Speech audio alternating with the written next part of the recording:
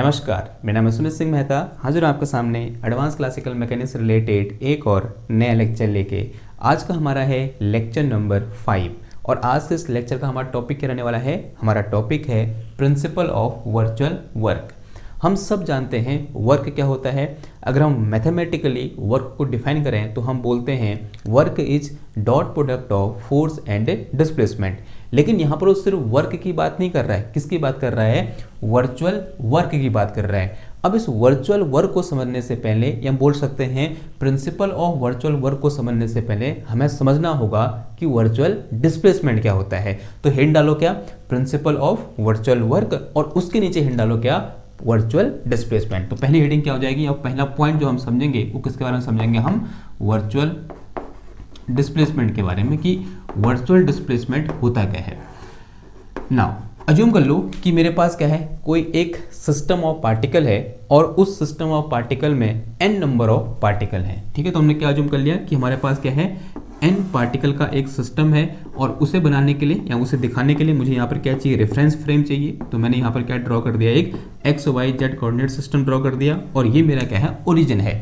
अब जैसे मैंने ये बोला कि मेरे पास कितने नंबर ऑफ पार्टिकल हैं? n नंबर ऑफ पार्टिकल हैं। तो मैं यहाँ पर जितने भी n नंबर ऑफ पार्टिकल उन सबको लेकर उनमें से कोई एक पार्टिकल ले रहा हूँ। लेट अस से I am considering here A ith particle. ये कौन सा पार्टिकल है? ith पार्टिकल है। ठीक है, अब ये पार्टिकल है तो इसकी कुछ ना कुछ पोजीशन होगी और पोजीशन को डिटरमाइन करने के लिए, इसके डिस्क्राइब करने के लिए हमें क्या खींचना पड़ेगा? एक पोजीशन वेक्टर खींचना पड़ेगा। Let us say this is position vector of this ith particle and I am assuming that कि this position vector is ri। जो ri है वो क्या है? Position vector of this ith particle है एट टाइम t। किसी time t पर हम क्या कर रहे हैं? बात कर रहे हैं। अगर मैं ये बोलूं कि एट टाइम t इसके कोऑर्डिनेट क्या है? x, y, z है, then we all know that कि दिस r वेक्टर या फिर बोलते हैं ri vector can be written as क्या हो जाएगा? x i कैप प्लस कितना आ जाएगा? y j cap and plus कितना आ जाएगा? z k कैप आ जाएगा। ठीक है, ये बात समझ में आई। एक और चीज हमने कल डिस्कस की थी, कल या परसों डिस्कस की थी। हमने पढ़ा था कॉन्सेप्ट ऑफ जनरलाइज कोऑर्डिनेट और हमने ये पढ़ा था कि जो x y z cartesian coordinate होते हैं उनको हम in terms of generalise coordinate describe कर सकते हैं या फिर in terms of generalise coordinate लिख सकते हैं। सिमिलरली अगर मेरे पास क्या है, यहाँ पर जो ri है इसका पोजीशन वेक्टर है तो इसको मैं कैसे लिख सकता हूँ? In terms of generalise coordinate लिख सकता हूँ। कैसे? और we can write this ri vector in this way कि this ri vector will be a function of generalized coordinate q1 q2 ds qk and ds qn। जहां पर जो small n है वो क्या है? नंबर ऑफ जनरलाइज्ड कोऑर्डिनेट है और सिस्टम में कितने नंबर ऑफ पार्टिकल है? n number of particle and this n is capital N। ठीक है, जो स्मॉल n है वो क्या है? नंबर ऑफ जनरलाइज्ड कोऑर्डिनेट है और जो यहाँ पर कैपिटल N है वो क्या है? हमारे पास नंबर ऑफ पार्टिकल है। ये बात समझ में आई इतनी? नाउ अब मुझे क्या करना है? इस पार्टिकल को यहाँ से डिस्प्लेस करना है। जो ये पार्टिकल है ith पार्टिकल, इसे मुझे डिस्प्लेस करना है। डिस्प्लेस करने के लिए मुझे क्या लगाना पड़ेगा? इसमें फोर्स लगाना पड़ेगा and I am assuming that मैंने इसमें कितना फोर्स लगाया है? Fi क्या लगा रखा है? फोर्स लगा रखा है। Fi क्या है? Force acting on this object. और अज्यूम कर लिया कि फोर्स लगाते ही ये ऑब्जेक्ट कितना डिस्प्लेस हो गया? डेल्टा ri क्या हो गया? डिस्प्लेस हो गया। जो डेल ri है यहाँ पर वो क्या है मेरे पास? This del ri is displacement. क्या है ये? कि सिंपल डिस्प्लेसमेंट। जो डिस्प्लेसमेंट हमने क्लास 11th में पढ़ाया है, क्लास 9th में पढ़ा है, जो बीएससी फर्स्ट ईयर में पढ़ा है वही डिस्प्लेसमेंट है। ठीक है, this del ri is displacement. अब इसकी अब ये कहाँ पहुंच गया? पार्टिकल इधर पहुंच गया है। नाउ अब जब यहाँ से यहाँ पहुंचा कुछ न कुछ टाइम बीता होगा। लेट अस से टाइम कितना हो गया? अब t प्लस डेल्टा t हो गया है। यहाँ टाइम कितना था? t था। यहाँ टाइम कितना हो गया? t प्लस डेल्टा t हो गया है। अब इस पॉइंट पर अगर मैं इसका पोजीशन वेक्टर लिखना चाहूँ या ड्रॉ करना चाहूँ तो ये हो जाएगा। Now from vector addition this position vector will be equal to ri plus delta ri। ये होगा नहीं होगा? आंसर हाँ जी होगा। अब यहाँ पर से कोऑर्डिनेट क्या थे? x, y, z थे तो यहाँ से कोऑर्डिनेट क्या हो जाएंगे? हम सब जानते हैं they will be x plus delta x और कॉमा कितना आ जाएगा? y प्लस डेल्टा y और कॉमा क्या आ जाएगा? z plus delta z। तो ये क्या हो जाएंगे? इसके कोऑर्डिनेट हो जाएंगे। अगर मैं यहाँ पर इस डेल ri वेक्टर को लिखना चाहूँगा तो कैसे लिख सकता हूँ? तो this will be equal to कितना आ जाएगा? ये delta x i cap plus delta y j cap और प्लस कितना आ जाएगा? डेल्टा z के कैप आ जाएगा। ठीक है, ये बात समझ में आई। तो इस डेल्टा आर आई को मैं इस तरीके से क्या कर सकता हूँ, del x del y del z के टर्म में लिख सकता हूँ ना। जैसे कि अभी हमने पढ़ा कि जो आर आई है वो उसको मैं किसके टर्म में लिख सकता हूँ, as a function of generalise coordinate लिख सकता हूँ। सिमिलरली जो मेरे पास डिस्प्लेसमेंट है डेल्टा आर आई है, उसको भी मैं कैसे लिख सकता हूँ, as a function of generalise coordinate, यानी Q1, Q2 del s, Qk del s, Qn के टर्म में क्या कर सकता हूँ, लिख सकता हूँ। Now say it is some equation number 1। इसे मैंने क्या बोल दिया, इक्वेशन नंबर 1 बोल दिया ना। अभी तक जो हमने डिस्प्लेसमेंट पढ़ा डेल्टा आर आई, ये कौन सा डिस्प्लेसमेंट है, एक्चुअल डिस्प्लेसमेंट है। लेकिन हम क्या जानना चाह रहे हैं कि भैया वर्चुअल डिस्प्लेसमेंट क्या होता है। Now a virtual displacement, virtual से ही समझ में आ रहा है कि ये ऐसा डिस्प्लेसमेंट एक्चुअल में एग्जिस्ट नहीं करता है। हम क्या करेंगे, एज एक वर्चुअल इमेजिनेशन करेंगे कि ये डिस्प्लेस हो रहा है। देखो कॉन्सेप्ट क्या समझो जरा, जब ये पार्टिकल यहाँ से यहाँ गया, डिस्प्लेसमेंट कितना हुआ, डेल्टा आर आई हुआ, और कोऑर्डिनेट में चेंज आया, एक्स में कितना चेंज आया, डेल्टा एक्स का, वाई में कितना चेंज आया, डेल्टा वाई का, जेड में कितना चेंज आया, डेल्टा जेड का, और टाइम में कितना चेंज आया, डेल्टा टी का। अगर मैं ये बोलूँ कि यहाँ पर जो टाइम है वो तो वेरी नहीं कर रहा है, सिर्फ और सिर्फ कोऑर्डिनेट वेरी कर रहे हैं, यानी delta x delta y delta z तो हो रहा है, यानी एक्स एक्सिस के अलोंग डिस्प्लेसमेंट हो रहा है, वाई एक्सिस के अलोंग डिस्प्लेसमेंट हो रहा है, और जेड एक्सिस के अलोंग डिस्प्लेसमेंट हो रहा है, लेकिन टाइम में किसी भी टाइप का वेरिएशन नहीं आ रहा है। कहने का मतलब ये है कि जो डेल्टा टी है वो क्या है, मेरा जीरो है। यानी if delta t is equal to zero, जो डी टी है वो क्या हो, मेरा जीरो हो, देन यहाँ पर जो डिस्प्लेसमेंट है डेल्टा आर आई, इसे मैं क्या बोल दूंगा, वर्चुअल डिस्प्लेसमेंट बोल दूंगा। Then this displacement is called virtual displacement. अब समझो वर्चुअल क्यों बोला, देखो जब भी डिस्प्लेसमेंट होगा तो कुछ ना कुछ टाइम इंटरवल होगा या नहीं होगा। क्या बिना टाइम इंटरवल के डिस्प्लेसमेंट हो जाता है, आंसर है जी नहीं होता है। लेकिन हमने यहाँ पर एक ऐसा केस अज्यूम किया कि there is no variation in time, there is only variation in coordinate, यानी सिर्फ और सिर्फ एक्स वाई जेड कोऑर्डिनेट में वेरिएशन हो रहा है, लेकिन टाइम में किसी भी टाइप का वेरिएशन नहीं हो रहा है। फिजिकली ऐसा जो मेरे पास डिस्प्लेसमेंट है वो पॉसिबल नहीं है। तो ये कैसा डिस्प्लेसमेंट है, यहाँ पर एक वर्चुअल डिस्प्लेसमेंट है। हमने अज्यूम कर रखा है कि delta T there is no change in time या no variation in time, but the coordinates are changing, and due to this changing in coordinates we get some displacement, and this displacement is delta ri, which is defined in this way, and this type of displacement is known as virtual displacement। ये बात समझ में आई आपको, okay. अगर ये बात समझ में आई, नाउ जो वर्क डन किया गया due to this force F I to displace delta are I, और we can say this virtual displacement, this work done is called virtual work. Now virtual work will be equal to, now virtual work on किस में हो रहा है, किस particle की बात हो रही है, ith particle, on ith particle. जो ith पार्टिकल है उसमें कितना वर्चुअल वर्क होगा। तो this virtual work, if the displacement is very very small, then this work done is also very very small. This virtual work done will be equal to क्या आ जाएगा, force acting on ith particle, और dot कितना आ जाएगा मेरे पास यहाँ पर, डेल्टा आर आई आ जाएगा। ठीक है, now say it is some equation number 2। इसे क्या बोल दो, इक्वेशन नंबर 2 बोल दो। क्लियर। नाउ अब हम यहाँ पर एक चीज और अज्यूम कर रहे हैं, हम ये अज्यूम कर रहे हैं कि हमारा पूरा का पूरा सिस्टम कहाँ है, एट इक्विलिब्रियम है। If system is at equilibrium, if system is at equilibrium, is at equilibrium. और जब सिस्टम इक्विलिब्रियम में होता है, हम बचपन से पढ़ते आ रहे हैं, क्या होता है, उस सिस्टम में लगने वाला नेट फोर्स कितना हो जाता है, जीरो हो जाता है। यानी if system is equilibrium then net force acting on this ith particle, और we can say this F I will be equal to zero. ये कितना आ जाएगा हमारा, जीरो होगा, होगा नहीं होगा।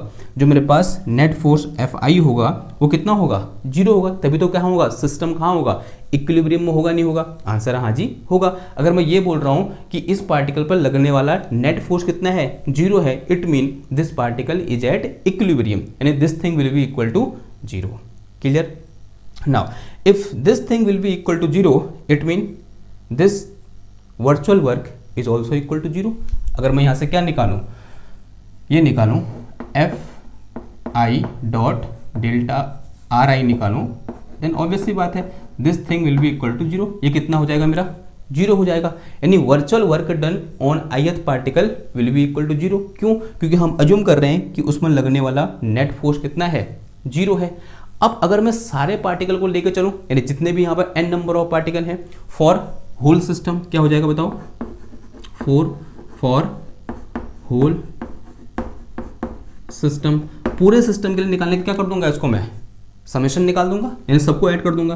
तो क्या आ जाएगा यहाँ पर, summation of this is fi dot delta ri and this will be equal to zero and this i is from कहाँ से लेकर 1 से लेकर n तक। ठीक है, क्लियर है बात।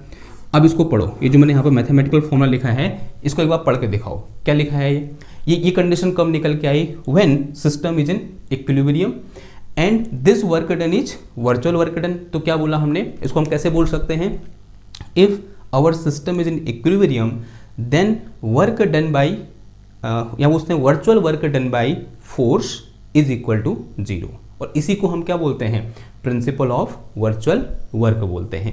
तो this is our principle of virtual work. So it is some equation number, इसे क्या बोल देंगे हम, इक्वेशन नंबर 3 बोल देंगे। और प्रिंसिपल ऑफ वर्चुअल वर्क क्या होता है, if our system is in equilibrium, system कहाँ होना चाहिए, इक्विलिब्रियम में होना चाहिए, then virtual work done by force is equal to zero. या बोलते हैं virtual work done by this force Fi will be equal to zero. ठीक है, वो कितना होगा हमारे पास, जीरो होगा। Clear, and this is known as principle of virtual work. Okay, इसको डेफिनेट जो मैं लिख रहा हूँ वही आप इसके नीचे लिख देना। नाउ एक चीज और, and we also know that कि this force on ith particle will be equal to, देखो इस ith पार्टिकल पर दो फोर्स लग रहे हैं, एक फोर्स जो हम बाहर से अप्लाई कर रहे हैं, ठीक है, जिसको हम क्या बोलेंगे, अप्लाइड फोर्स बोलेंगे। दूसरा फोर्स कौन सा फोर्स होगा, कंस्ट्रेंट फोर्स, जो क्या लगाएंगे, इसका एक मॉलिक्यूल दूसरे मॉलिक्यूल पर लगा रहा होगा, या बोलते हैं एक पार्टिकल दूसरे पार्टिकल पर लगा रहा होगा, वो कैसे ट्रीट होगा, एज ए कंस्ट्रेंट ट्रीट होगा। तो उसे मैं क्या बोलूंगा, कंस्ट्रेंट फोर्स बोलूंगा। अगर ये net force acting on ith particle है, then this net force will be equal to क्या आ जाएगा, अप्लाइड फोर्स यानी FIA और प्लस कितना आ जाएगा यहाँ पर, constraint force on ith particle. ठीक है, ये कौन सा फोर्स है, this is what we call applied force, इसे हमने क्या बोला है, अप्लाइड फोर्स बोला है। और ये जो फोर्स है ये कौन सा फोर्स है मेरा, कंस्ट्रेंट फोर्स है।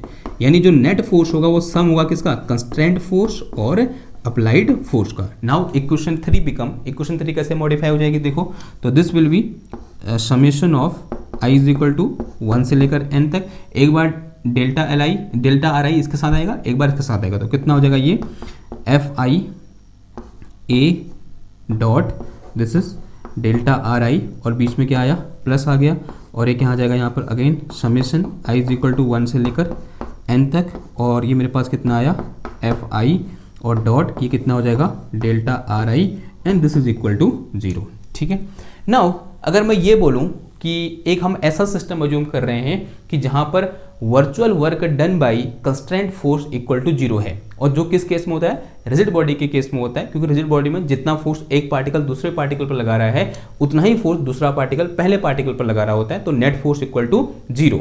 ठीक है, फ्रॉम न्यूटन्स थर्ड लॉ। तो इसका मतलब this thing will be equal to zero for any system, या बोलते हैं फॉर रिजिड बॉडी, या बोलते हैं for a ideal rigid body के लिए ये चीज़ कितनी हो जाएगी, जीरो हो जाएगी। तो बचेगा मेरे पास क्या, सिर्फ ये बचा, यानी summation of i is equal to 1 से लेकर n तक, and this is FIA dot कितना है delta RI and this is equal to zero. ठीक है, अब जो डेल्टा RI है वो क्या है, वर्चुअल डिस्प्लेसमेंट है, ये FAI क्या है मेरे पास, ये अप्लाइड फोर्स है, और जो पूरी चीज़ लेफ्ट हैंड साइड में पूरी क्वांटिटी है ये क्या है, work done by applied force है, and this is equal to zero, या उससे virtual work done by applied force है जो किसके बराबर है, जीरो के बराबर है। और ये जीरो के बराबर कब है, जब हमारे पास सिस्टम कहाँ है, इक्विलिब्रियम में है। तो कभी कभी हम इसको भी क्या बोल देते हैं, प्रिंसिपल ऑफ वर्चुअल वर्क बोल देते हैं in case of rigid body. Rigid body के केस में क्या होगा, this term will be equal to zero. तो कैसे डिफाइन करेंगे हम यहाँ पर, again principle of work done को, या sorry principle of virtual work को, तो से सम इक्वेशन नंबर 4 क्या बोलोगे यहाँ से, virtual work done by applied force will be equal to zero if system is in equilibrium. अगर हमारा सिस्टम कहाँ है, इक्विलिब्रियम में है, then work done by virtual work done by applied force is equal to 0 and this statement is known as principle of virtual work. Clear, simple सी definition है, उससे simple सा क्या था हमारा प्रिंसिपल था। अब इसका देखते हैं क्या यूज, यानी किस तरह से हम यूज करेंगे। तो एग्जांपल से समझते हैं और आपको समझ में आएगा कि क्यों जो हमने वर्चुअल डिस्प्लेसमेंट पढ़ा है क्यों इंपॉर्टेंट है। चलो देखते हैं, इसको मिटाऊं मैं, कुछ चीज़ें होगी होंगी, ये हो गया होगा, आई होप, इसको मिटा रहा हूँ। ठीक है, एग्जाम्पल देखो, एक सिंपल सा एग्जाम्पल लेते हैं। पहले अज्यूम कर लिया कि हमारे पास क्या है, यहाँ पर इस तरह से एक लीवर है। ठीक है, लीवर बोल सकते हैं, एक फट्टा बोल सकते हो करके, और यहाँ हमने क्या लगा रखा है, एक इसका एक इस तरह से बेस लगा रखा है, और इस लीवर में यहाँ पर एक वेट W1 रखा हुआ है, और यहाँ पर एक वेट क्या रखा हुआ हमने W2 रखा हुआ है।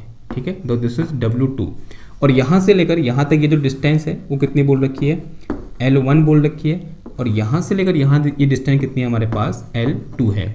और हमें यहाँ पर क्या करना है, इक्विलिब्रियम की कंडीशन फाइंड करनी है using principal of virtual work. देखो कैसे फाइंड करेंगे। सबसे पहले क्या करो, थोड़ा सा एक वर्चुअल डिस्प्लेसमेंट कराओ। ठीक है, तो ऑब्वियसली वाला डिस्प्लेसमेंट कैसे होगा, माना इनमें से कोई एक बड़ा है, हमने अज्यूम कर लेते हैं कि W1 is greater than W2, तो W1 कहाँ आएगा, नीचे की ओर, और W2 कहाँ जाएगा, ऊपर की ओर। तो सिचुएशन कैसी हो जाएगी, कुछ ऐसी हो जाएगी। ये मेरे पास ये इनिशियल कंडीशन क्या थी इसकी, ये थी, ये क्या है इनिशियल कंडीशन। नाउ कुछ क्या होगा, ऐसे टिल्ट हो गया, यानी W2 कहाँ गया, W1 कहाँ गया नीचे, और W2 कहाँ चला गया ऊपर, यानी अब जो ये फट्टा है वो ऐसा हो गया। ठीक है, ये बात समझ में आई आपको। नाउ तो दिस इज अवर W1, ये मेरे पास क्या है, यहाँ पर W1 है, this is in downward direction, ये कहाँ की ओर लग रहा है, ऐसे डाउनवर्ड डायरेक्शन। और ये मेरे पास यहाँ क्या है, W2 है, दिस इज अवर W2, और ये भी कहाँ की ओर, डाउनवर्ड डायरेक्शन में है। ये जो मेरे पास डिस्प्लेसमेंट है ना, ये बहुत छोटा है, इनफाइनेबली स्मॉल डिस्प्लेसमेंट है। मैंने यहाँ पर एक एग्जेजरेटेड केस ले रखा है, मैंने जानबूझकर जो डिस्प्लेसमेंट है उसे बड़ा दिखा रखा है। ठीक है, नाउ अज्यूम कर लो ये मेरे पास क्या है, W2 है। ठीक है, वो तो दिया ही है, अज्यूम नहीं किया हमने, और अज्यूम किया ये जो मेरे पास डिस्प्लेसमेंट है यहाँ से यहाँ तक, late us say this is delta R2, और ये जो डिस्प्लेसमेंट है यहाँ से लेकर यहाँ तक, late us say this is delta R1। और अगर ये एंगल कितना है, थीटा है, तो ये एंगल भी कितना होगा हमारा, थीटा होगा, ये तो हम जानते हैं ना। अब लगाओ फिर from principle of virtual work, principal of virtual work से हमको क्या पता होता है, बताओ। हमको ये पता होता है कि summation of i F I dot delta are i this is equal to 0। ये किसके बराबर होता है, 0 के बराबर। यही क्या है हमारा प्रिंसिपल ऑफ वर्चुअल वर्क है, जहां पर i is equal to 0 to 1, और इस केस में कितने मास है, 2 ही तो मास है, तो i is equal to from 1 to कितना हो जाएगा, 0 to n नहीं, कितना होता है, 0 से 1 to n होता है। ठीक है, और यहाँ पर i कहाँ से कहाँ वेरी कर रहा है, 1 से 2, तो this will be equal to f1 dot delta are i 1, फिर प्लस कितना आ जाएगा, ये आ जाएगा मेरे पास कितना, f2 dot delta R2 and this is equal to 0। F1 की जगह कितना है मेरे पास, W1 है, और दोनों सेम डायरेक्शन में है, तो एंगल कितना है, 0 है, तो कितना आ जाएगा, ये डेल्टा R1 आ जाएगा। और प्लस F2 की जगह कितना है, W2 है, W2 नीचे की ओर है और डेल्टा R2 ऊपर की ओर है, एंगल कितना है दोनों के बीच का, 180 है, तो यहाँ नेगेटिव साइन आ जाएगा, और ये कितना आ जाएगा मेरे पास, delta R2 and this will be equal to 0। तो मेरे पास क्या निकल के आया, W डेल्टा R1 और minus W2 this is delta R2 this is equal to 0। So it is some equation number 1। ये क्या निकल के आई, इक्वेशन नंबर 1 निकल के आई। अब देखो यहाँ से यहाँ तक ये लेंथ कितनी है, L1, और यहाँ से यहाँ तक ये लेंथ कितनी है हमारे पास, L2 है। ठीक है, और अगर मैं ये बोलूँ कि this delta R1 and delta R2 are very very small, और है भी वो क्या है, इनफाइनेबली स्मॉल वर्चुअल डिस्प्लेसमेंट है, तो ये मेरे पास एंगल है, ये एज ए रेडियस है, तो ये एज ए आर्क ट्रीट हो रहा है। तो यहाँ से मैं क्या लिख सकता हूँ, delta R1 arc equal to क्या होता है, एंगल इंटू रेडियस, यानी एंगल कितना है इसका, थीटा, यानी रेडियस कितनी है, L1, और थीटा एंगल है। सिमिलरली यहाँ से मैं डेल्टा R2 इक्वल टू क्या लिख सकता हूँ, L2 इंटू थीटा लिख सकता हूँ, दोनों वैल्यू उठाओ इधर पुट कर दो, तो यहाँ से मेरे पास W1 इंटू कितना आ गया, ये L1 थीटा माइनस W2, और ये कितना आया, L2 theta this is equal to 0। देखो दोनों से थीटा कॉमन आ जाएगा, ये कितना आ जाएगा मेरे पास, W1 L1 minus W2 L2 into theta this will be equal to 0 ना। अब तो इस ये ऊपर से जा ही रहा है, इसका मतलब क्या हुआ, theta can not be 0, theta 0 नहीं हो सकता, तो 0 क्या होगा, ये चीज़ जो ब्रैकेट के अंदर है, तो इसका मतलब यहाँ से W1 L1 minus W2 L2 this is equal to 0। तो यहाँ से मेरे पास W1 L1 इक्वल टू कितना आ जाएगा, W2 L2। और अगर यहाँ से क्या निकालूँ, W1 अपॉन W2 निकालूँ, then this will be equal to L2 upon L1 and this is our condition of equilibrium. ये कौन सी कंडीशन है, कंडीशन ऑफ इक्विलिब्रियम है। और किसकी हेल्प से फाइंड करी हमने, इस प्रिंसिपल का यूज करते हुए, या बोल सकते हैं प्रिंसिपल ऑफ वर्क डन या प्रिंसिपल ऑफ वर्चुअल वर्क का यूज करते हुए हमने क्या किया, यहाँ पर इस चीज़ को फाइंड किया। तो ये क्या था, एक बहुत अच्छा एग्जाम्पल था और सरल भी था। एक और एग्जाम्पल लेते हैं जेसी उपाध्याय सर की बुक से।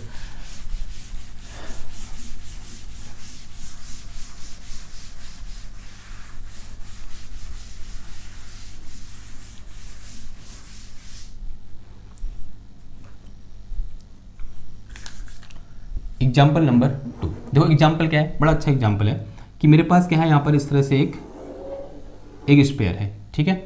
और अज्यूम कर लिया इस स्फीयर का इस सेंटर है और इसकी रेडियस कितनी बोल दी मैंने, r बोल दी। दूसरी चीज़ मैंने ये बोली है कि यहाँ मैंने क्या रखे हुए हैं, दो ऐसे स्फीयर रखे हुए हैं, एक स्फीयर ये है और एक छोटा सा स्फीयर ये है। यहाँ बोलते हैं दो पॉइंट पार्टिकल है, ठीक है, एक ये है एक ये है। और दोनों को मैंने क्या कर दिया, एक स्ट्रिंग से इस तरह से कनेक्ट कर दिया। किससे, स्ट्रिंग से। और जो स्ट्रिंग है वो कैसी है, इनएक्सटेंसिबल है, वो उसमें कोई भी खिंचाव नहीं हो रहा है, उस टाइप की क्या है ये स्ट्रिंग है। और ये दे दिया गया है कि इसका वेट कितना है, W1 है और इसका वेट कितना है, W2 है। और ये जो मेरे पास एंगल बना रही है फ्रॉम वर्टिकल डायरेक्शन, ये वाली कितनी बना रही है, एक थीटा बना रहा है एक फाई बना रहा है, ठीक है।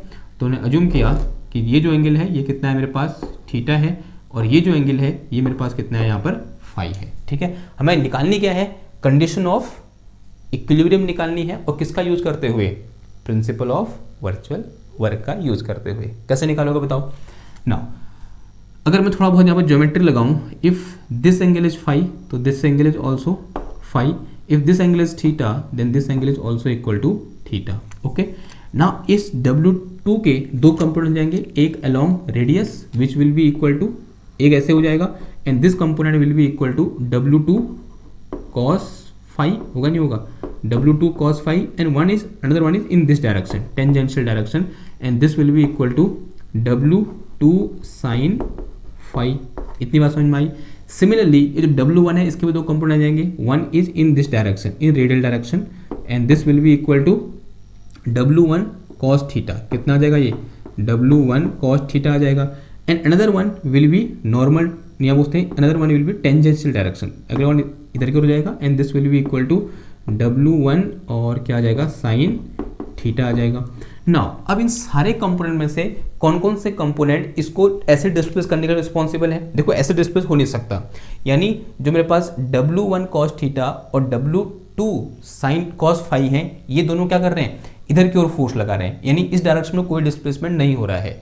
तो डिस्प्लेसमेंट के लिए W1 W2 के जो कंपोनेंट रिस्पॉन्सिबल हैं वो कौन से हैं, या तो वो W1 साइन थीटा है और दूसरा कौन सा है, W2 साइन फाई है। तो इसका मैं एक अल्टरनेट यहाँ पर क्या बना सकता हूँ, डायग्राम बना सकता हूँ, क्योंकि यहाँ बहुत सारी चीज़ें हो गई है, ताकि यहाँ पर एक साफ साफ डायग्राम बन जाए। तो अगेन मैंने यहाँ पर क्या लिया, ये स्पेयर ले लिया यूँ करके, ठीक है, ये सेम स्पेयर है, हाँ, ये इसका क्या है, सेंटर है, और एक पार्टिकल कहाँ है, इधर है, और एक पार्टिकल कहीं क्या है, इधर है, और ये वर्टिकल डायरेक्शन से कितना एंगल बना रहे हैं, this angle is equal to theta and this angle is equal to phi. यहाँ पर इधर कितना फोर्स लग रहा है, this force is W2 sine phi, और इधर क्यों कितना फोर्स लग रहा है यहाँ पर, W1 साइन थीटा। कितना लग रहा है, W1 साइन थीटा फोर्स लग रहा है कहाँ की ओर, इधर की ओर ना। अब इनमें से दोनों बराबर तो होंगे नहीं, कोई एक बड़ा होगा ना। अज्यूम कर लो W1 साइन फाई क्या है, बड़ा है। अगर W1 साइन फाई बड़ा है और ये क्या कर रखे हैं, दोनों एक स्ट्रिंग से इस तरह से कनेक्टेड है, तो ऑब्वियसली बात है पूरा सिस्टम कैसे मूव करेगा, ये दोनों के दोनों बॉल एक साथ कैसे मूव करेंगे, ऐसे मूव करेंगे। तो मेरे पास जो फाइनल रिजल्ट निकल के आएगा after a infinitely very small displacement, after a virtual displacement, वो कैसा निकल के आएगा, कुछ इस टाइप से। यानी इनिशियली वो कहाँ पर थे, W1 यहाँ पर था और W2 यहाँ पर था, और कुछ डिस्प्लेसमेंट के बाद ये इधर पहुँच गया और ये कहाँ पहुँचेगा, इधर पहुँच जाएगा कहीं, ठीक है। And again they are connected with a string. Okay, ये इसकी क्या है, ये ओरिजिन है, और ये डायरेक्शन, ये जो पोजीशन है कौन सी है, इट्स इनिशियल पोजीशन। अगेन ये भी कौन सी है इसकी, इनिशियल पोजीशन, ठीक है। फाइनली ये कहाँ पर है, इधर पर है, ये कहाँ पर है, इधर पर है, ठीक है। अज्यूम कर लिया कि ये एंगल जो डिस्प्लेस हुआ वो कितना है, डी फाई है, और ये कितना है, डी थीटा। क्यों बोला डी थीटा, बिकॉज ये थीटा है, ये फाई है, तो ये कितना होगा यहाँ पर, डी थीटा होगा, ओके। और ये आर है, और ये आर है, और यहाँ से यहाँ तक ये चीज़ क्या है मेरे पास, this is our displacement, and this displacement equal to delta R one बोल दो मैं इसको, and sorry delta R two बोलो, and this displacement will be equal to कितना आ जाएगा, डेल्टा आर वन आ जाएगा, ठीक है। तो फिर यहाँ के फोर्स कितना लग रहा है यहाँ पर, तो दिस फोर्स इज कितना है, W1 sine theta, W1 sine theta, और यहाँ पर फोर्स कहाँ की ओर है, इधर की ओर है, and this force is W2 sine phi, कितना है, W2 साइन फाई के बराबर है, ओके। अब लगाओ फिर principle of virtual work. Now from principle of virtual work what we know F1 dot delta R1 plus F2 dot delta R2, this will be equal to 0, क्योंकि दो ही force तो हैं, एक कितना है W1 साइन थीटा और दूसरा कितना है, कौन सा है, W2 साइन फाई। F1 जो कितना आ जाएगा, W1 साइन थीटा, और दोनों सेम डायरेक्शन में है, तो अगर सेम डायरेक्शन में है तो cos 0 कितना होता है, 1 होता है, तो डेल्टा R1 आ जाएगा इधर पर, प्लस अब यहाँ पर F2 कहाँ की ओर लग रहा है, इधर की ओर, और डेल्टा R2 कहाँ की ओर लग रहा है, इधर की ओर। एंगल कितना है दोनों के बीच का, 180 है, तो इसका मतलब कैसा साइन आएगा यहाँ पर, नेगेटिव साइन, तो माइनस का कितना हो जाएगा ये F2 की वैल्यू कितनी है, W2 sine phi, W2 sine phi, और ये कितना आएगा यहाँ पर, delta R2 and this is equal to 0। ये कितना हो जाएगा मेरा यहाँ पर, 0 हो जाएगा, ठीक है। और set is some equation number 1 बोल दो, फिर इसे क्या बोल दो, इक्वेशन नंबर 1।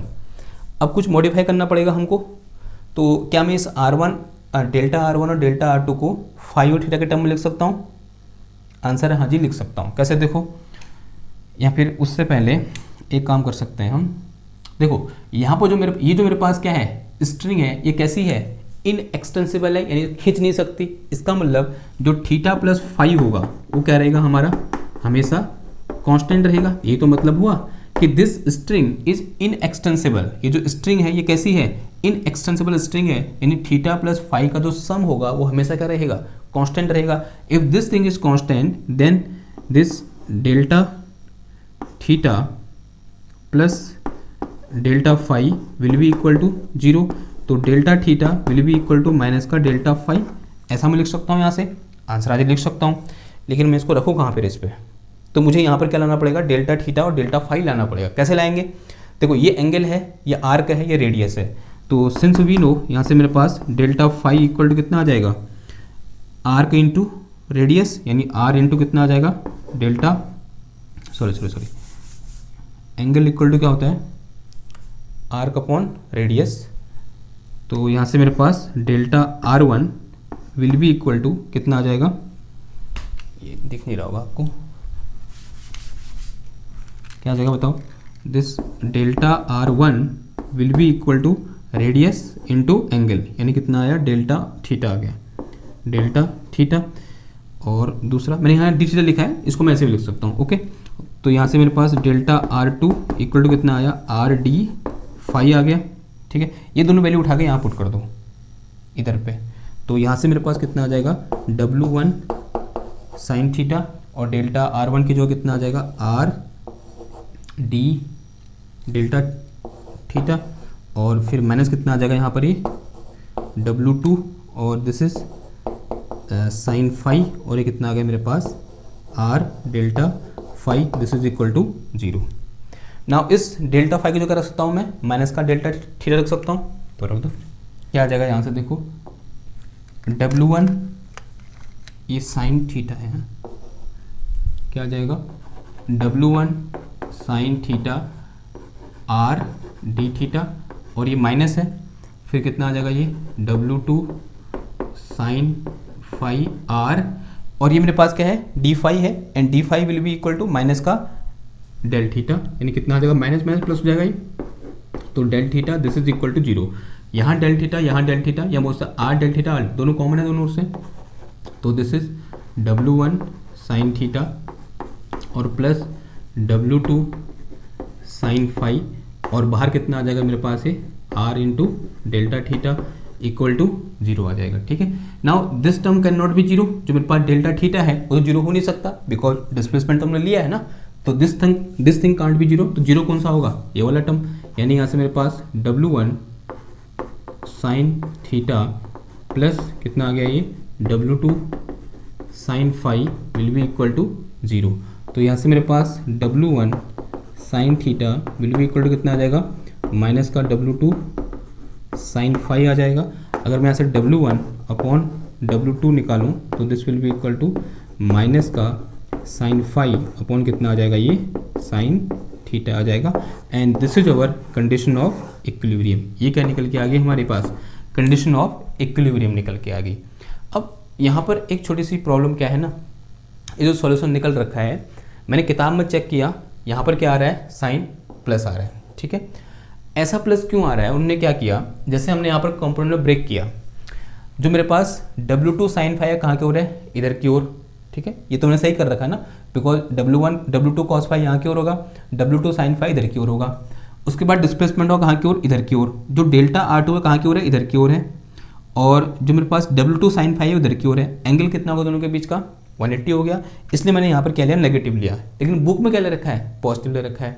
ठीक है, या तो उसने फिर कुछ और ही सोच के किया होगा, लेकिन जैसे मैं सोच पा रहा हूँ इस प्रॉब्लम को, तो इसका आंसर क्या होगा, ये होगा। यहाँ पर कैसा साइन आएगा, नेगेटिव साइन आएगा। ठीक है, हाँ, आप में से जैसे बुक वाला सोच पा रहे हैं, जैसे JC उपाध्याय सर सोच पा रहे हैं, अगर वैसे कोई सोच पा रहा है तो मुझे कमेंट करो, वरना मेरे हिसाब से तो आंसर क्या होना चाहिए, ये होना चाहिए। ठीक है, क्योंकि यहाँ पर ये एंगल कितना है, 180 है, इस हिसाब से मैं बोल रहा हूँ। ठीक है, अगर हाँ W2 साइन फाई इस डायरेक्शन में होता तब यहाँ पर क्या हो जाता, प्लस आ जाता, और फिर यहाँ से माइनस होता, तब ये क्या हो जाता, प्लस हो जाता है। ठीक है, तो ये क्या था, इसका एग्जाम्पल था। And this is condition of equilibrium for this system. तो इस तरह से हम क्या कर सकते हैं, जो प्रिंसिपल ऑफ वर्चुअल वर्क है उसका यूज करके हम क्या फाइंड कर सकते हैं, अपना इक्विलिब्रियम की कंडीशन फाइंड कर सकते हैं।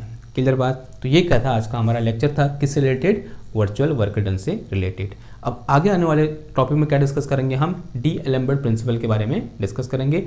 आई होप आज का लेक्चर आपको पसंद आया होगा। पसंद आया तो लाइक करो, शेयर करो, सब्सक्राइब करो। मैं मिलता हूँ आपसे नेक्स्ट क्लास में एक और नए टॉपिक के साथ। तब तक के लिए थैंक यू, धन्यवाद, बाय बाय।